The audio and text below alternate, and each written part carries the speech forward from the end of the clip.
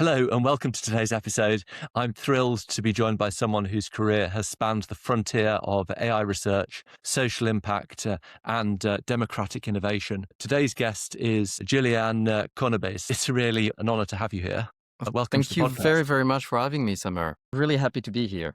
I'd love to know how things started. I mean, before the whole DeepMind thing, before the awards, what were the early sparks that pulled you towards technology? Well, ironically, teacher's punishment. That sounds really harsh, but Yeah. basically, when I was in, 8 years old, I vividly remember I was bored in school, and so I tended to be a chatterbox, much to the dismay of my very old school teacher back then. And she, Mm. being old school, would send us lines to copy 500 times or 1,000 times, or one sentence to be conjugated to all times of all modes, which in French can take quite a while. And so I was just dreaming of a way to automate that, and looking at computers in every garage sale, and trying to find old computers that would still be plugged to a printer, and wondering whether I could make a font that would imitate my handwriting. So yeah, that was pretty much the driver for automation.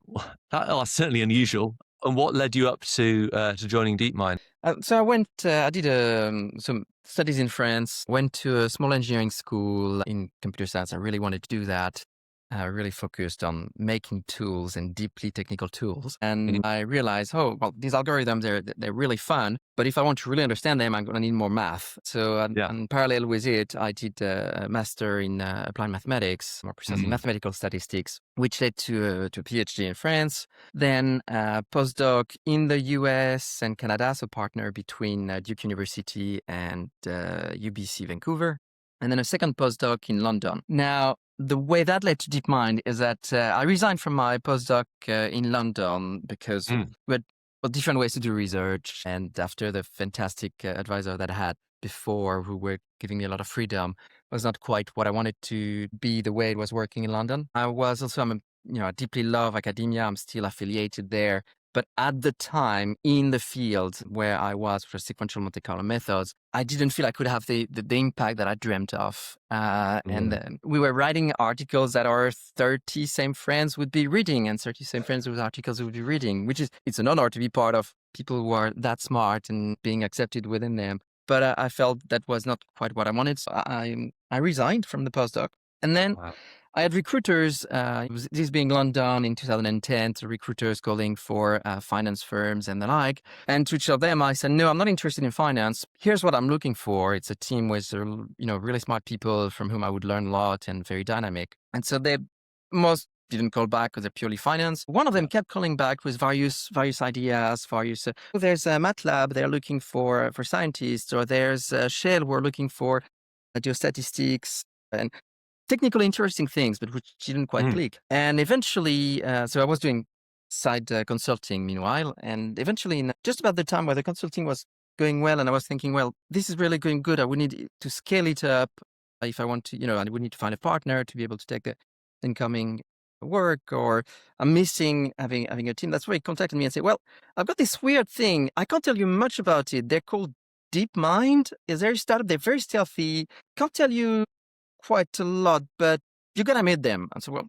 why not? And I'd spotted what DeepMind had been doing, which was Mm. very smart, is that their website was just their logo and that was it. Mhm. But they were sponsoring the seminar at UCL at the time. So the seminar in computer science and machine learning had just a little logo saying sponsored by DeepMind Technologies, which meant basically they were paying for the pizzas, possibly the train ticket for the speaker if needed. I'm not even sure. But so I was like, okay, they're a startup. They are already present where I hang out, and asked around, and people, yeah, I said they're legit. Okay. And then I went in to meet Demis and Shane. Well, once you meet them, there's no way to tell them no. In these early days, the project was just mind blowing, completely Yeah. crazy, but there is no way to turn that down. As one of the sort of the earliest people to join, what was that culture like from the inside when you didn't have thousands of researchers and much bigger organization? Yeah, well, it was pretty small. I was employee 36. I I think think I that's was pretty the small. fifth. I think I was the fifth researcher joining. I'm on there. I'm a co-inventor on the first research patent we put out. So it was really small. It was not the smallest. It just moved into a new office, which was half of a building, half of a floor of a building in Russell Square, the other half being occupied by a company who was doing private label packaging, so very different vibe. And the culture was, some of it is absolutely still there, some of it hasn't necessarily grown. There was one of secrecy. Secrecy. The address was not publicly known. We were not communicating on what we were doing. So that was, that was one aspect. But most importantly, what really struck me and that I really loved is the constant bubbling of ideas and the very different cultures. For me, that was priceless. So at the time, we had three parts within DeepMind. There was research, which I joined. There was commercial, which was in charge of finding ways to make products with the algorithms we were coming up.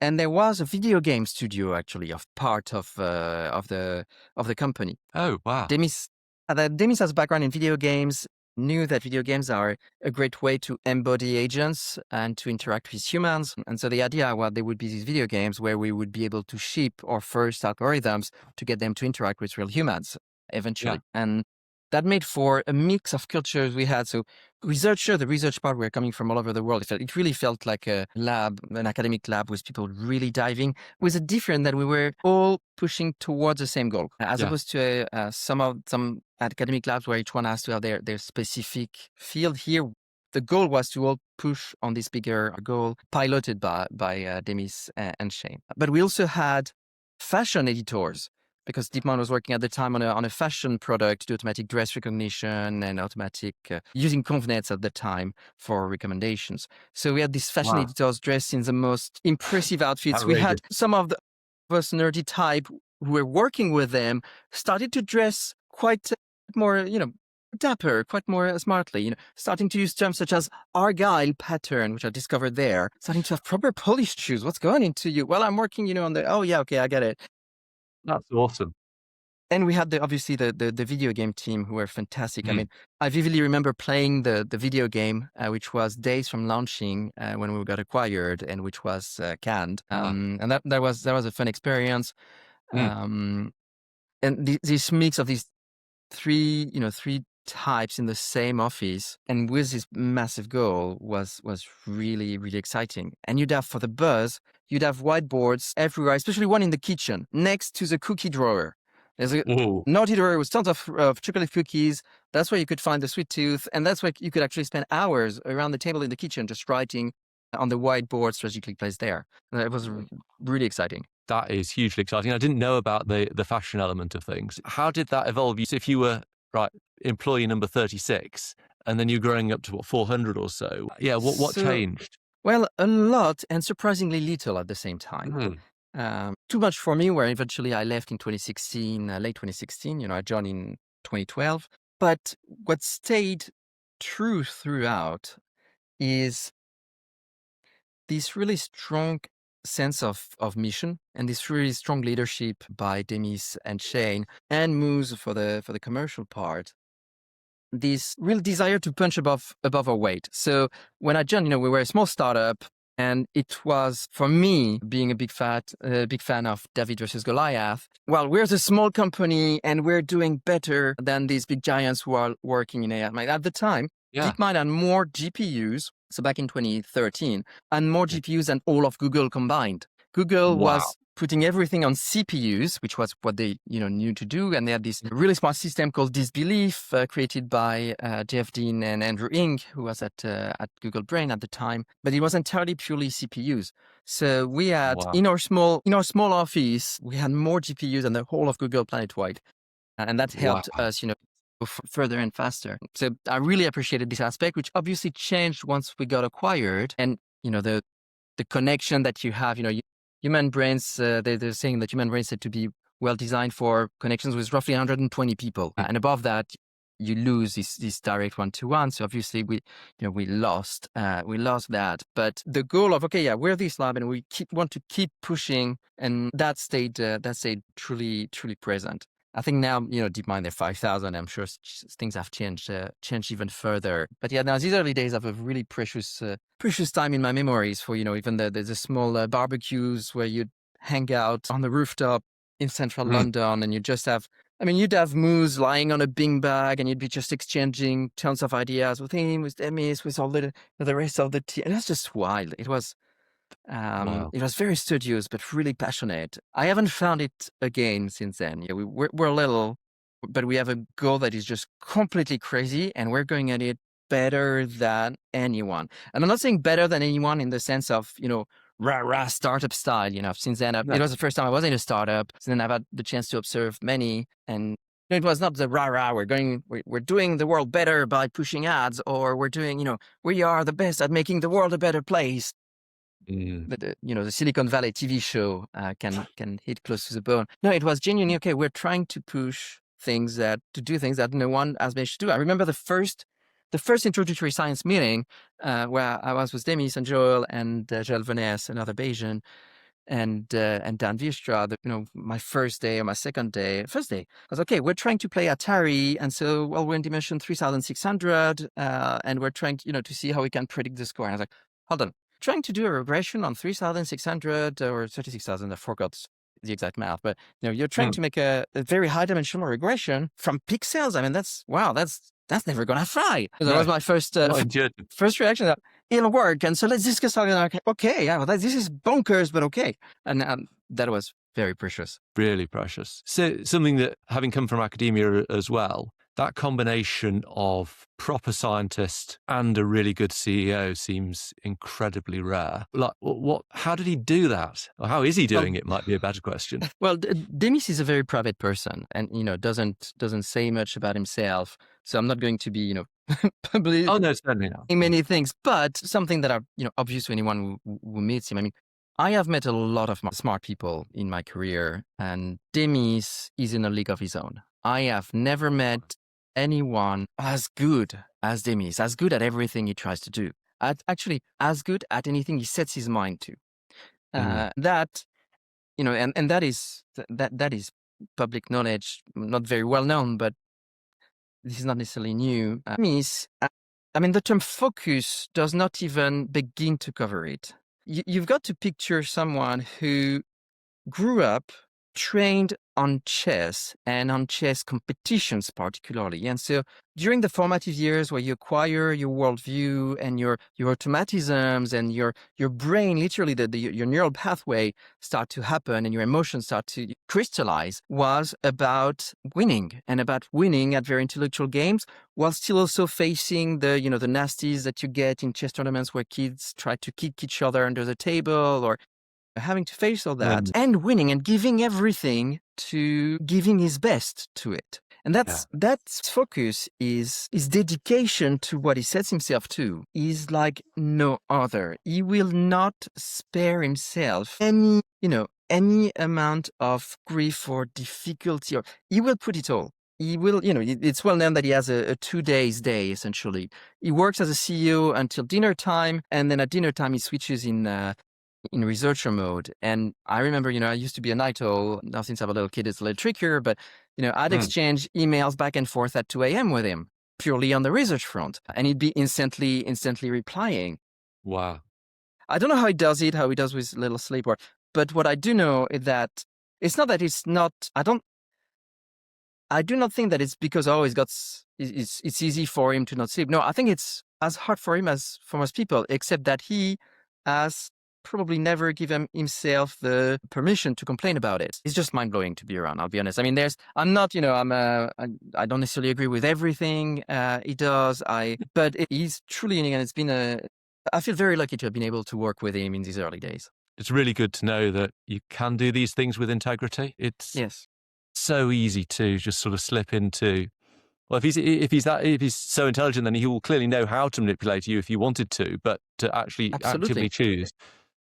He actually chooses to try and do the right thing or not do the bad things, even though it would probably make his work much easier. But then if you do that, if you sacrifice your principles, and I believe we'll come back to that later, but if you sacrifice your principles to get to the end goal, well, that's not going to, you're controlling an AI or you're building an AI. If you infuse it with all kind of treachery, well, you're going to create something pretty nasty. And Demis is not trying to do that, obviously. Yes, a business executive. Yes, he is ruthlessly competitive, and he will really try to win.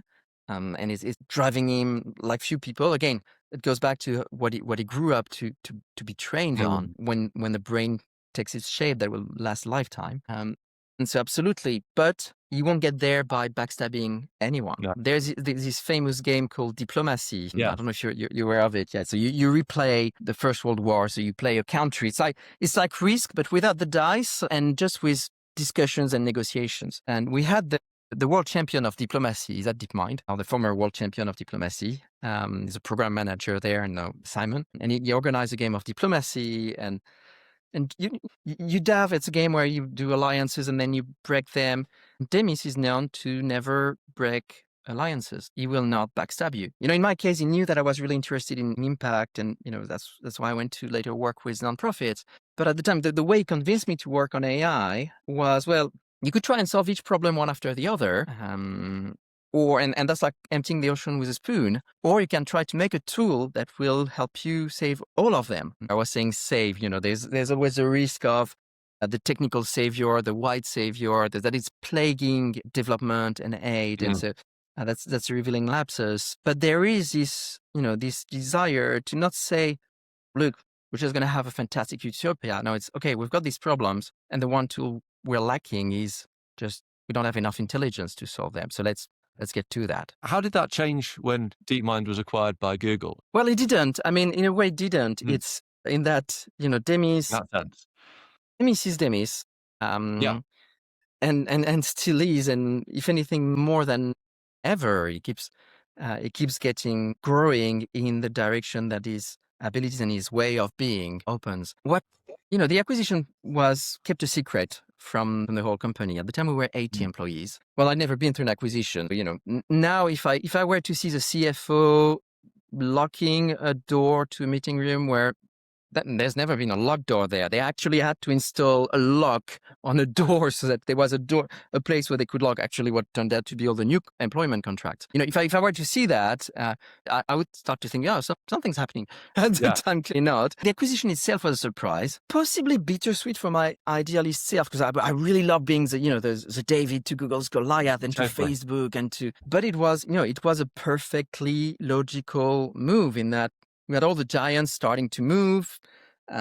Google, when we were hiring people, they always had offers from Google or from Facebook and had to choose between one or the other. Some had just rejected an offer from Google to join DeepMind, only to be told a week later that we were acquired by Google, whom they turned down. What's unique is oftentimes when you have an acquisition, very often, the extreme majority of the case, especially if you're, 80 employees or 60 joining in that case. Yeah. Well, you'd be absorbed, incorporated into the processes. Your product would be probably shuttered if you have one, or diluted in the rest of the organization.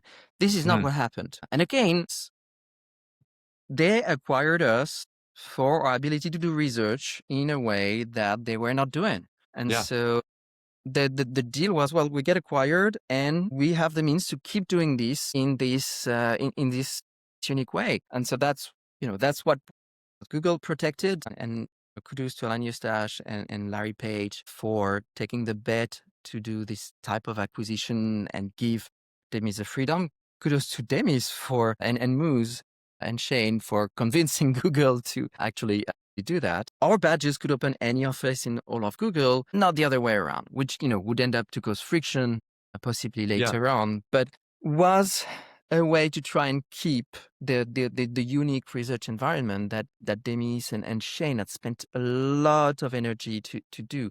They really, Shane doesn't talk much and he's very discreet, but has spent huge amount of time thinking about how do you structure researchers, how do you herd cats towards a common goal. And that has been part of the magic sauce of Google, how we designed processes around that allow researchers to thrive while also allowing a form of management and of program tracking without this being a burden, or without this being too much of a burden, let's put it that way. Yeah, I think it might turn out to be the best value acquisition ever. And the fact that they kept it makes sense. Yeah, I heard some Googlers at an event complaining, saying, I don't understand. We acquired them. That was years later, that was just many, many years later. I was not at Google anymore. And I heard this Googler. I don't understand. They acquired us, but somehow they've become royalty. You could feel a bittersweet aspect. Now, it's obviously more complicated than that, and DeepMind now Okay. encompasses what used to be Google Brain, and it's also because AI has taken over as a main driver of so many companies. But, Demis loves to win, and he's extremely good at that. Definitely. You mentioned Demis's integrity. I think you've Yes. been also very clear about the moral responsibility companies have, in addition to fiduciary duty to shareholders, but much more than that. What is it that shaped that? Where did that come Well, from? naive idealism throughout and still trying to hang on to it. I grew up a French kid in a Mm, middle class Catholic family in France, in the yeah. suburb of Paris. So I grew up, I had comic books about the bibliography of Martin Luther King or Gandhi, of Raoul Mm, Follereau, which, were age appropriate and put in the most shiny way. I also had a comic book about the story of Abbé Pierre, who was a role model to all of France and one of the favorite personalities of France decade through, and was recently discovered after his death was also a sexual predator. So you don't see that in the books at the time, no. but you see the idealism, and so that obviously kind of kind of influences. There's also, I went through 10 years of bullying at school, and that really instills a deep-seated feeling that if you are the strongest, Yeah. you must be held to higher standards than the weakest. And Yeah. Really. you have a responsibility actually to protect others and to be extra careful with others. That's why I'm terrible in a corporate environment where I'm going to be a pain in the neck with my manager to push, do the right thing, to push. No, but you can't do that. To be, really expecting the best of them, and to a point which can be sometimes ridiculous, while at the same time completely shielding the team below. Unfortunately, in a lot of corporate politics, it works better the other way around. But so, that really, and it goes with a certain kind of brain. If you look, very inspiring figures nowadays for me is Greta Thunberg. The way she stood up and said, well, what, I'm going to start striking because climate change is a real biggest issue we're facing. And Mm, I'd also not doing anything. So I'm going to try and make a stand. And in a way, the way she's gone about it, the way she stands on the UN stage and being angry that the people in the room aren't actually working on fixing stuff. I found that, extremely inspiring, really. Now it's complicated because we have create companies. Capitalism has been it is hard not to see, and you would not be able to negate the incredible abilities it has to synchronize people and mm, to get people to coordinate people, to get people working on some extremely complicated contraptions, each focusing on one bit. If you take the classical example of a pencil and you look at it, and when you look at all the parts that need to come together to get it done, it's very rare to do that in a centralized way. So there is obviously that, speaking for for capitalism. But we've created these organizations whom, in a way, are slow AIs. If you look, we worry about AIs conquering the world and turning all of us into paperclips. If you create an AI mm. tell it that it must create as many paperclips as possible, and it's going to turn the world into paperclips, right? Or, you in more concrete ways say, well, let's be careful which metric you're optimizing for, because it will actually optimize for that, and Yeah. with potential side effects. Well, that's what we've, in a way, companies and especially large corporations are a slow AI who are optimizing for profit for the shareholders at the fiduciary duty you mentioned. And instead of running on silicon, they run on humans, and therefore they're slower. And if you see that the time they've taken, and especially in the 70s, where there's been a lot of deregulation, and is with Nixon and Thatcher, Reagan and Thatcher, sorry, Mm, you start seeing, well, what you would see in a machine learning system where you're over optimizing on one thing, and you're getting into a weird behavior that maximizes the score, yeah. but actually doesn't play the game. We see that in Indeed. reinforcement learning agents all the time. So that's what, that's when I see that, it's hard not to think, oh, hold on. Yeah, we are missing a term in the equation where we're optimizing, in the loss function, we're Yeah. optimizing there. Alignment is a huge issue, as you say, not just for AIs, but for slow Yeah. AIs as well. Exactly, and it goes beyond, alignment. I mean, about alignment Mm. right now, there's a whole discussion around alignment as existential risk and AI that can kill us if we don't get them to do what humans want. Well, it's hard to know what humans want. You've got very different values from one person to the other. Luckily, we have people who've spent decades thinking of that around human rights, around sustainable development goals, who are not necessarily in the rooms enough when it comes to developing AI. But that's where one part of alignment is. But there's also a whole part that is very hard to quantify. How do you quantify altruism? Altruism is at the heart of so many things. Look at the book by Richard Bregman, where he has a whole thesis saying, "Well, actually, we do have a lot of altruism present." Look at the books by Mathieu Ricard, who Yeah. is a French philosopher turned monk, and altruism, the power of compassion to change yourself and the world. I mean, now he's a Zen monk and the official translator of the Dalai Lama in French. But read about it, and it shows you occasional examples of altruism in the day-to-day life, and that is not something we have put at the moment in our AIs because we don't know what Mm. drives it. We find a lot of game theorists will say, well, no, it doesn't make sense. And indeed, you will find in some political organizations where if you are altruistic, you're not necessarily going to rise to the top because you're not cutthroat enough. Yeah. You've got other person like Adam Grant at Wharton Business School who says, well, on the contrary, he's got a fantastic book, which is, I'll find it for the references afterwards. Forgot the name of his book, but who tries to show that actually you can be altruistic and rise to the top, and the difference is actually how careful you are about remembering who has been toxic, and so knowing when to stop being altruistic or how to reciprocate when someone does something difficult to you. There's all this relationship there. There's which I think. If we want a positive AI, will need to be incorporated somehow. Yeah, How it do has we to do be. that? Yeah, it has to be. But well, why would you do this if it prevents it from doing what you want in purely, invest in run my investment portfolio, and it starts telling you, I'm Mm. afraid I can't do that, Dave, because this part wouldn't be altruistic. Well, you're going to have a hard time selling your investment AI at that point. So that is a challenge, a systematic challenge we have in the development of AI at the moment. Huge challenge. What other challenges do you think are out there for that we need to cover? Or as in that we people should be looking at?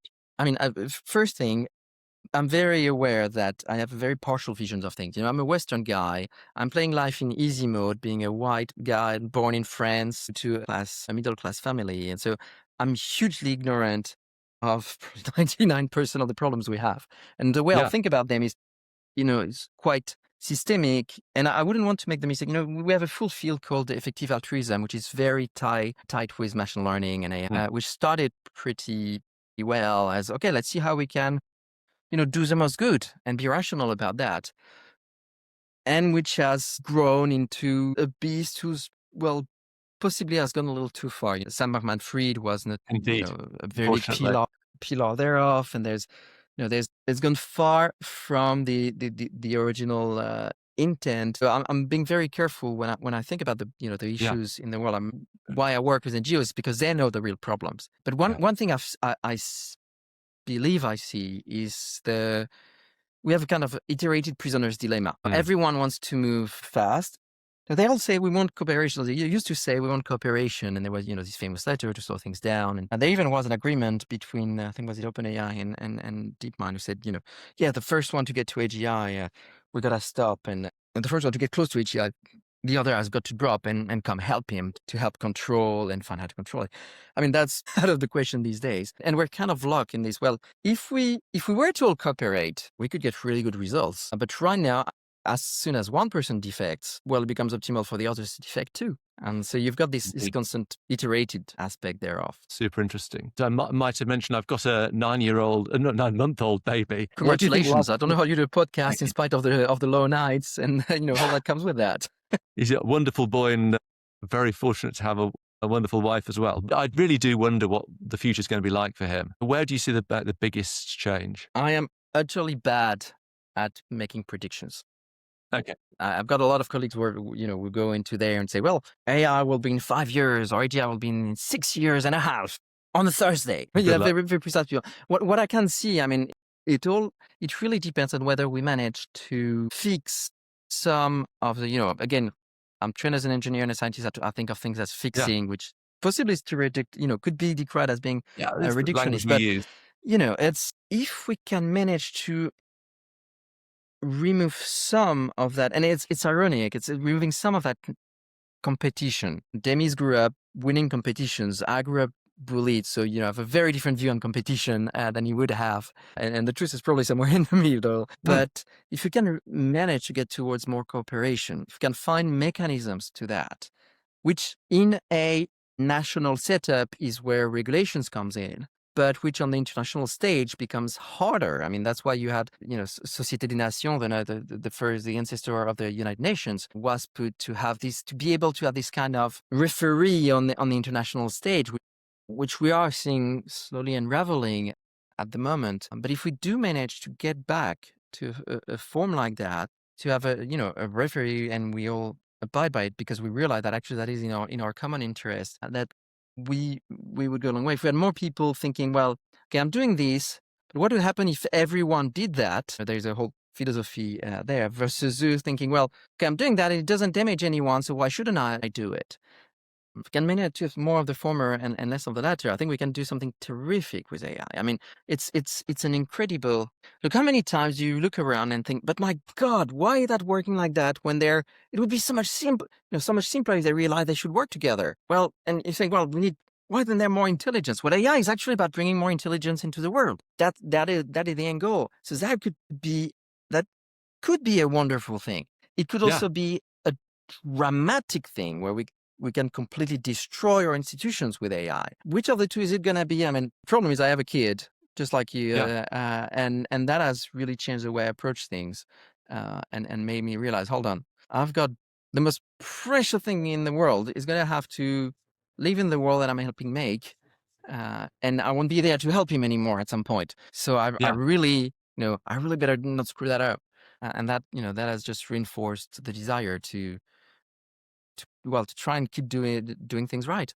Totally. And before we close, where can listeners find out more about your work and the projects you're involved in? Oh, well, I'm currently involved in a program, in a project by the Computational Democracy Project. Mm. It's an online platform to help, well, people, thousands of people, talk about issues without things degenerating into a flame war. And it's been a project that's been going on for 10 years. It's a nonprofit, and they're doing some terrific job. I'm helping them on the algorithmic side recently to go from the handcrafted algorithms that they design with a lot of smarts and intuition into something that Mm. connects to the latest machine learning aspect, to bring a little bit of rigor there, and which is what theoreticians mostly do. We come after the people who have the ideas, and then we clean it up a little bit. It's better if you just slightly skew it this way. And so I'm helping them with that. So their website is on pol.is, so police.is, sorry, police like the Greek city /home, and you can find a lot of things about